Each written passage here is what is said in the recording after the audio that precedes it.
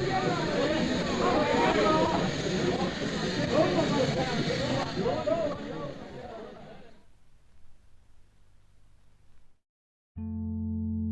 1842, the Coal Mines Act prevented women of any age from working down a coal mine in the United Kingdom. Although women were able to work underground from 1989, the story of coal mining in Britain and Wakefield is traditionally centred around the miners themselves, often leaving their wives and family members in the shadows. The 1984-85 miners' strike was the last major industrial conflict in Britain and changed the fabric of coalfield communities forever. The thousands of striking miners could not have endured that year without the activism and support of women like Betty Cook, who played a leading role in the Barnsley Miners' Wives Action Group, resisting pit closures throughout the 1980s and 1990s. Betty joins me today to share more about her life and the continued importance of mining heritage and culture for communities across the country. So, Betty, please can you tell me a little bit about your background? Well, my father started working in coal mines, and he worked, first of all, as a collier, and he worked himself up till he became a deputy under manager. I was brought up that nobody was any better than me, but I wasn't better than anybody else. The community seemed a little bit split, if you like, because like the deputies and what have you, in the little housing estate where we lived, the top 2 rows were for the deputies and the overmen, and then the rest down below, they were for the owner miners, and there was so much difference between the houses, it was unbelievable. But I mixed with all the local children and went to their homes like they used to come to my home. I didn't understand a lot, but I was brought up in Southend, and I was at a bus stop waiting for the local bus. We only had a local bus for 3 hours on a market day, and I was sitting, it was a big bus shelter, and there were all these men talking and having a meeting, and they were striking miners, and they were having this discussion that why were the deputies allowed to walk through and still get paid for working, and they couldn't because they were on strike. And I got so upset because I thought they're talking about my daddy nasty. I don't like that, But yes, I didn't have much to do with the coal mine apart from they had the coal mine buzzers and they went at the same time every day. So when the tea time buzzer went, as kids we could play out, we could go all over the ward, Oldham estate, we were free to roam. But when the 5 o'clock buzzer went, we knew then that was time to go home for tea. So, and from my bedroom window, I had a full view of the collieries, so you were just brought up, you lived there, and that was part and parcel of your life. And where did you move after Southampton? I married. I moved into Barnsley, and to be honest, the biggest culture shock of my life, absolutely. I suppose I'd had a sheltered upbringing, and although I was mixed with all the local children, there didn't seem to be any roughness that I found when I came to Barnsley. We'd always helped each other. If somebody was stripping the wallpaper off the walls, you'd all look in. And then I moved to Barnsley, and eventually I got this horrible old pit house, which I hated. I went in to start stripping the wallpaper, and the next door neighbour came and said, "Oh, I hope you do that." And when she'd gone, I said to somebody, "Oh, a lady from next door came and helped me to strip the walls." And they said, "You'll need to pay her. She came to do it so that you'd pay her." And I never experienced anything like that at all. And what was it like as a woman in the mining community in the 1970s and 80s? What was it like? This little old cottage was on Woolly Edge below the farm, and there was a row of 10 houses going down and then a row of about 20 back-to-backs down at the bottom. And I didn't know anybody, and I was sort of a comer in, as they would call it. A lot of them were all into marriage, so you didn't know who was what or anything. And we had outside toilets. We were lucky we had our own, but the others had to share. there. And if you went past the toilets, there was a little field where the children could play, and I had 2 little boys then, and they used to just walk past the toilets to go and play, and this woman used to come out and berate them for walking past her toilet. And because of the way that I was at that time, I used to bring the children in and sit and cry. It really did used to upset me. And we had mobile shops, because at that time we didn't have a telephone box, we didn't have a shop. And so we had these mobile shops come round. And this particular morning, the mobile butcher came, and I went out into the butcher's van, and this woman followed me in, and she said to me, "It's awful what your Michael was doing this morning to the children." I said, "Are you sure it was Michael?" "Yes, it was." I said, "It wasn't Donny. I know the difference between your children, and it was Michael." So I said, "Well, that's wonderful." I said, "I've got a mickle child, you know." She says, "What's that?" I said, "It's at Southampton with his nan." So he must have flown over very quickly and gone back again. So she said, "Well, it must have been Donny then." And I lost it. And I surprised myself. And I just stood up and I said, "Get out of this bed now, because if you don't, I'm going to knock you out," you know. And the butcher's face just, you know, his mouth dropped up, because there's this little wee mouse, you know, standing up to this bullying woman. And she got out of the van because I would. And so from that day, I totally changed. But I changed too much. I developed a terrible temper.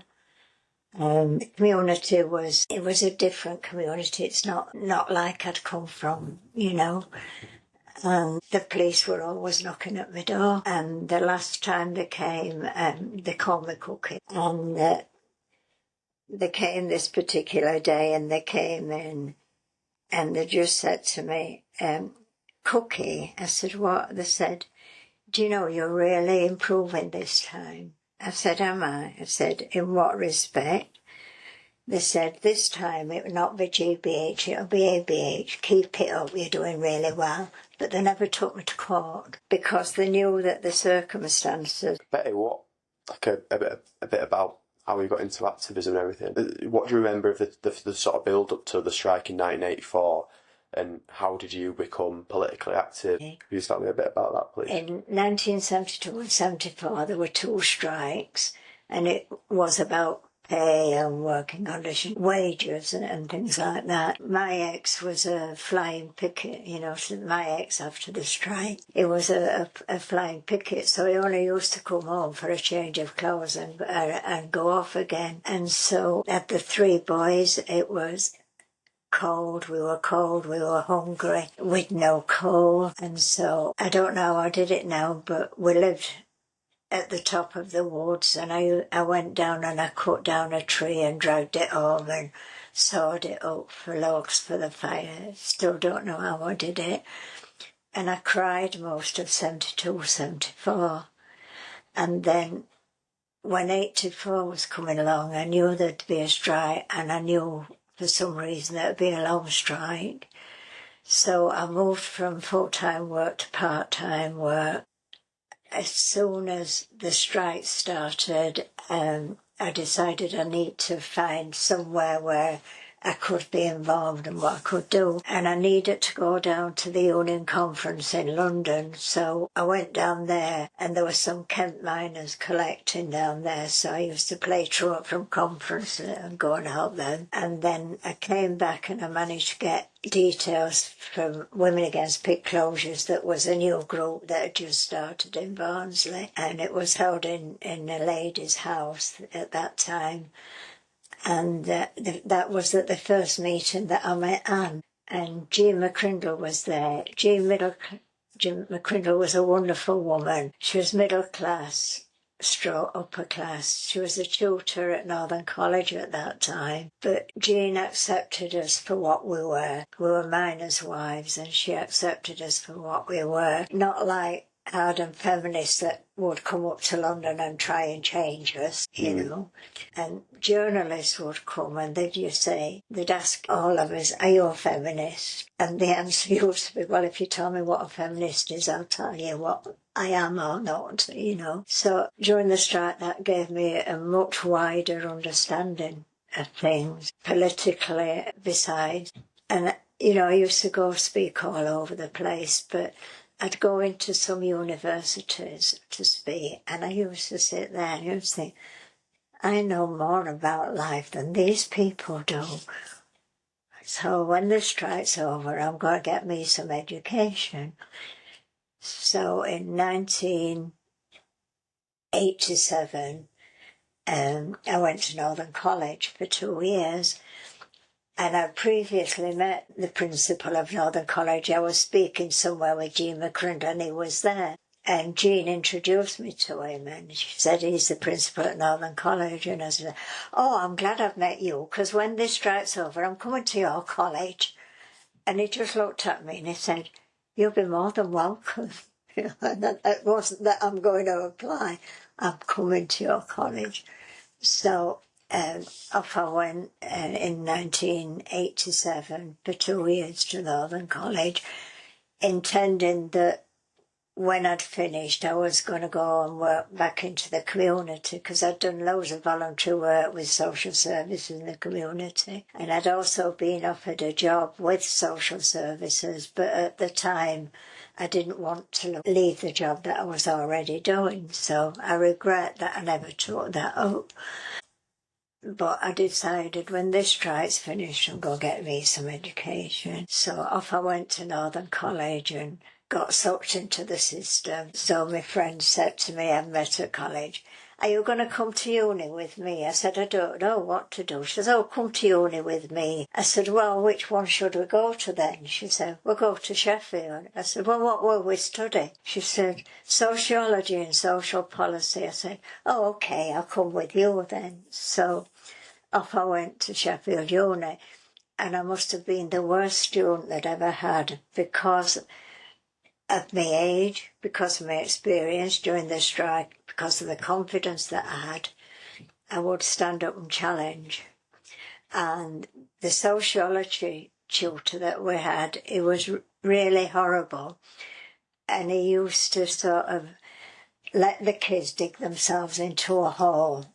And then he used to be horrible. He didn't even give them a shovel or a spade to help them get out. And at this stage, I'd had enough. They were my kids, you know. And they'd been to school, college, uni, first time away from home. They were lost as well, you know. And so this particular day, I stood up and, stop this academic violence now.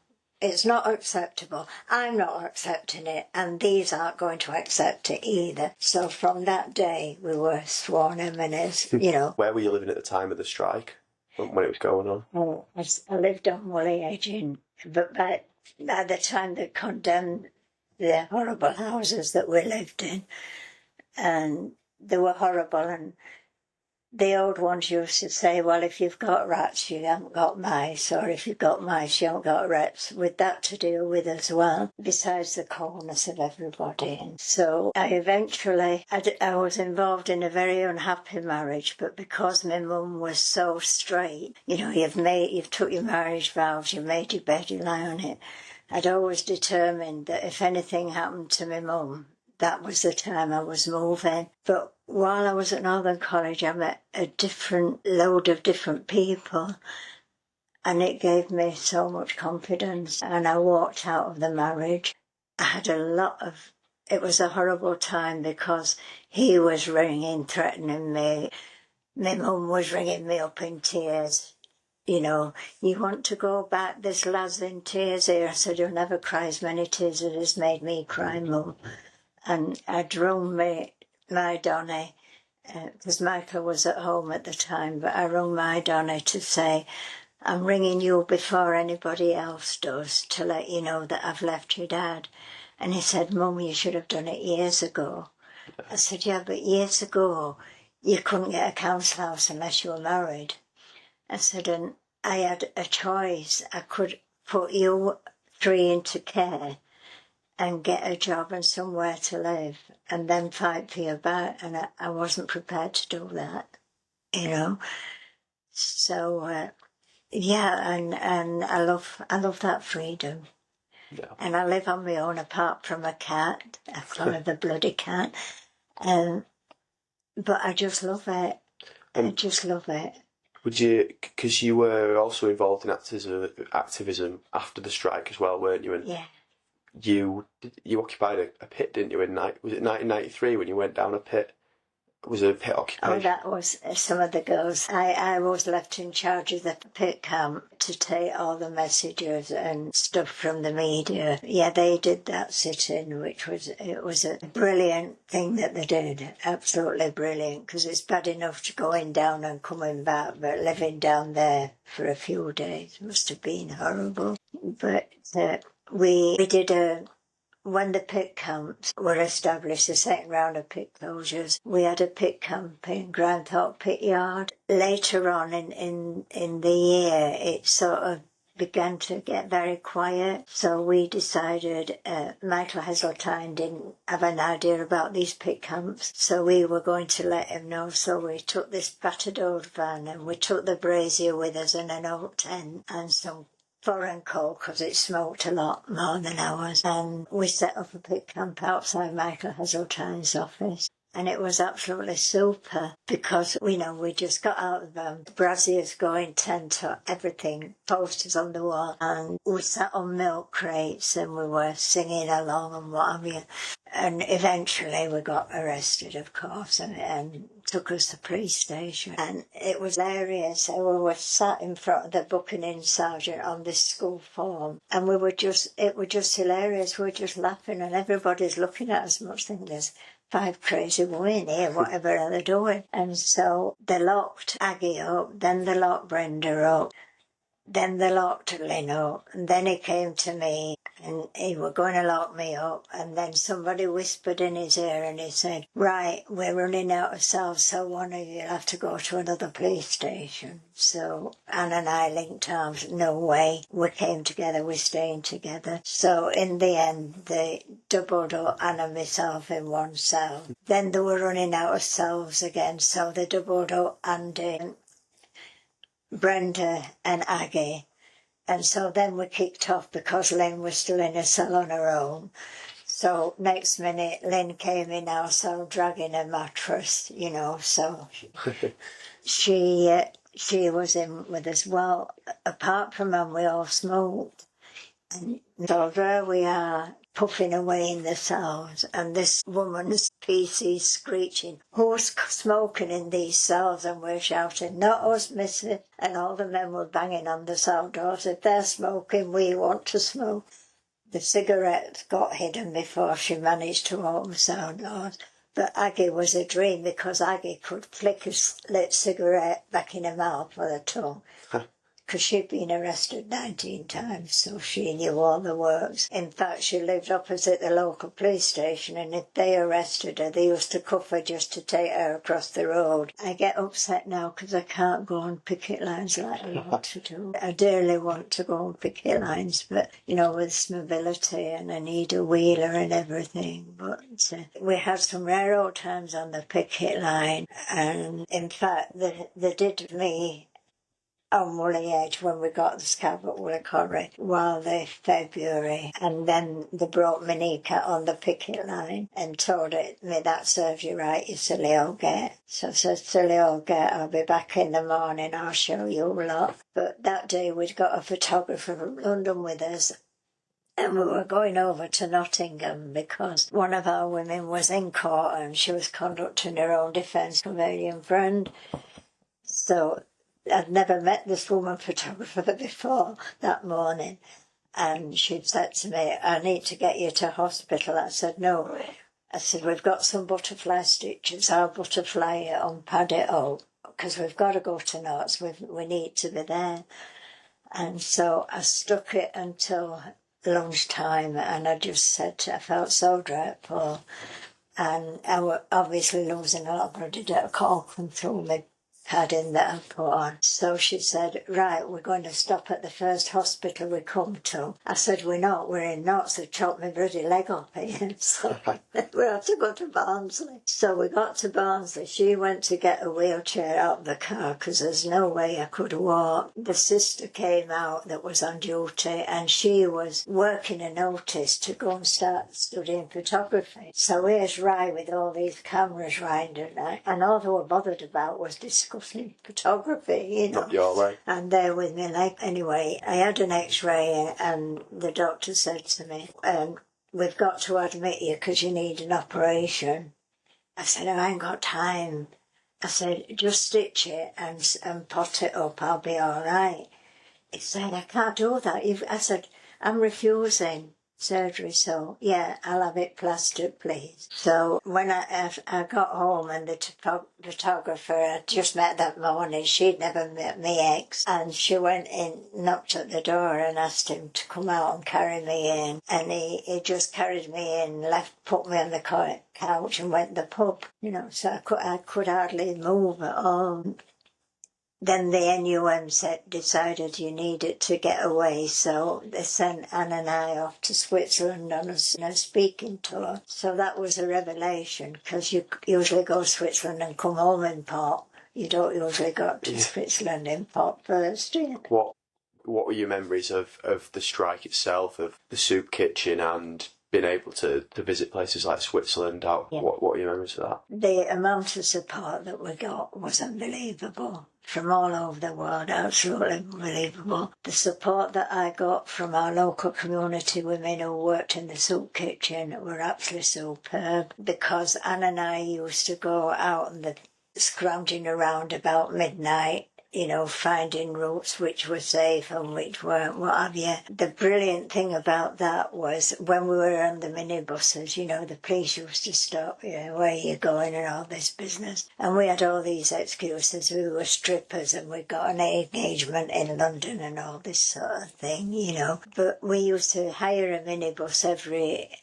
we hired one this particular night. We used to collect it on a night to go out in the morning. And off we went, because it was always dark when we set off. And we couldn't understand it, because every roadblock that we passed, the police waved us through. And we didn't realise till after the picket that it was light when we back. The van was a white one with a blue stripe down the side. So in the dark, they thought it was one of their vans, and they were waving us through. So, you know, there were tears, and we wrote about and we called it, a little booklet. We struggled to laugh, because it was a struggle to laugh sometimes. But however, the things that happened during the strike just promoted so much laughter as well. So I'd do it all again, but I can't run as fast as I used to have to do on the picket line. There was a lot of violence on the picket line. It was unbelievable. One morning, it was after the picket, it would be the time when the kids were going to school. And on our estate, most of the kids went to the local school at Woolley Colliery. The others went to Darton. And the police blocked us off in the community. We weren't allowed in or out. Well, me being me, you know, I live here, I pay my rents, and that's it. And my son had this dog. She was a stupid dog, really. She was adopted. It's stupid. And so they blocked us off, and I thought, I'm going up there. If I want to walk on Woolly Edge, I have to say to walk on Woolly Edge. So I took the dog with me, but I didn't put her on a lead. And as I say, she was a stupid dog. But when I got up to the police line, they said, where are you going? I said, I'm going up here. I need to take the dog for a walk. No, you're not. They said, get back down there. I said, I've told you, I pay my rates and I've a right to walk my dog up there, and we're going up there. And he said, no, you're not. And I set off, and he grabbed me, and the dog just jumped up, and she literally got his arm well and truly in a bite. And he was trying to shake her off. And he just said to me, this bloody dog bites. I said, exactly, officer. She's trained to bite just like yours are. And they opened up to let me through. I didn't want to go through, but on principle, I had to take the dog for a walk, you know. All the strike gave me all this confidence to do it. You've not lost your activism and your confidence then? Absolutely, No. absolutely. Betty, before I wrap up, why do you think it's important that people learn about this history, like the history of mining communities and activism, and what advice would you give to young people from all the things that you've learned over the years? Firstly, what we advise to people, whether they're girls or boys, write your history down. Doesn't matter whether it's on a bit of scruffy paper in a little old notebook. Write your history down, leave it for your family. Because for so long, working class history, and particularly women's history, has been ignored. And it's so important that it is recorded. That's what we ask them to do. We ask them to look at life and visit areas, some areas are really depleted still after the miners' strike, Look at life and think that could happen to me at any time. We said to lots of people during the strike, what they're doing to us today, they'll do to you tomorrow, which is happened. Also, fight justice wherever you find injustice, fight it. It's so important. Chronicle your history, fight injustice. Try to resolve a lot of problems that we have, social and financial problems. There's a lot of poverty, particularly worldwide, not just in this country. It's unbelievable how things are ignored, and I get upset about Palestine. What do you think, like locally, how do you think Barnsley's changed and Wakefield have changed since the end of coal mining and the mining industry? I think a lot of crime and drug taking that are occurring now, and it occurs on a daily basis, doesn't it, all the time? Yeah. If we'd have still had the coal mines here, there would have still been working Monday to Friday, and it's such hard work. Saturday and Sunday, they would have found time to enjoy themselves, not to be taking drugs, not to be beating people up to buy money for drugs. It would have been a totally different environment. They would have had the pride of working and Monday to Friday working and a weekend to enjoy. We would have seen a difference in communities. A lot of communities now, you've got Grimethorpe, you've got Coalthorpe. Up in the northeast, we've got communities there that have never recovered from the strike, and I don't think they ever will, because people I have to sit back and think and say to people what they've done, what they did for us, to us today, they're going to do to you tomorrow. You can't see a way out. Politically, I can't see a way out.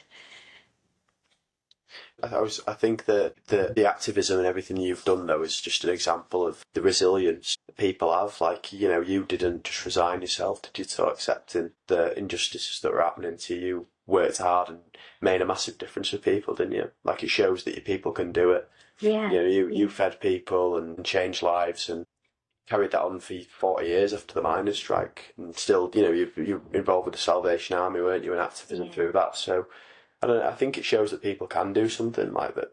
They can do, but you've got to stick together. Yeah. And we've still got Margaret Thatcher's policies still affecting us today. And we've got one of the main ones, I'm all right, Jack. They've decimated our coal mining communities. Communities aren't, in a lot of areas now, aren't the same as they used to be. My Donny, when after the pits closed and he kept changing pits, and then he finally finished up at Selby, and he was living in Selby itself, and he said to me one day, Mum, I don't know my next door neighbours. I don't know where they work. I don't know how many children they've got. Do you know what I mean? Whereas they've been used to that close-knit community and that support that was there. It's unbelievable that the support that there was amongst coal mining communities when a family, you probably get mum ill in bed and then neighbours would come and look after the children and make a meal or something. And we've lost all that now. It's all gone and society's changed. Never mind what Thatcher is saying, there isn't such a thing as society. Society has changed and it's not for the better. Yeah. And if I can just see a little bit of change from what I've done, You know, it's like that song, if I help somebody as I pass along, then my living won't have been in vain. Yeah. You know, so I think you've made a massive difference, and the book you've written with Anne Scargill, which we've got in front of us, United by the Struggle, I was reading it earlier, and it really captures just everything, how you've persevered in life, all the things that, when you were talking earlier on in the interview about how difficult it was living in Woolley and in a mining community, you've persevered and done amazing things, and I think that's really inspirational. yeah, we decided to write that book because we'd done lots of interviews with journalists, and then they'd gone away, but they put it in their words, what we'd said, and so we wanted something in our words, you know, not something that somebody had decided, oh, we don't like it that way, we'll do it this way, because that's the way we are. Yeah. And we're working class women and proud of it. I'm so proud of my heritage, I really, really am. And the mining communities, you know, when we had the pits, we've got lots of men in the community with learning difficulties, but the NCB used to employ quite a lot, and they'd work on the pit top. And although they got learning difficulties, they were getting a wage. They were got a purpose to life, Monday to Friday. And if you like, it was like an existing social service thing going along, you know, and they got that pride of working and getting a wage at the end of the week. And we've lost all of that as well. I don't know where society's going to go, I really don't. But I just hope my little input will have some influence somewhere for the better. I think it does. I think it definitely does. Thank you, Betty, as well. Driving to meet Betty along the back roads of Wakefield and Barnsley, I passed through towns and villages that have been changed beyond recognition by the end of the mining industry. The landscape of miners' welfare halls, clubs and pubs is slowly fading away from living memory, and with the passage of time, those buildings become historical monuments, not just recreational spaces. Hardly any pitheads remain, swiftly swept away following closures, and an act many view as cultural vandalism. What has persevered is a strong culture of association and solidarity. While physical structures can be destroyed, the values of unity and mutual aid have persevered. We should be proud of our collective inheritance. It's up to everyone in coalfield communities to carry that torch and ensure that future generations can learn and be proud of the heritage that surrounds us.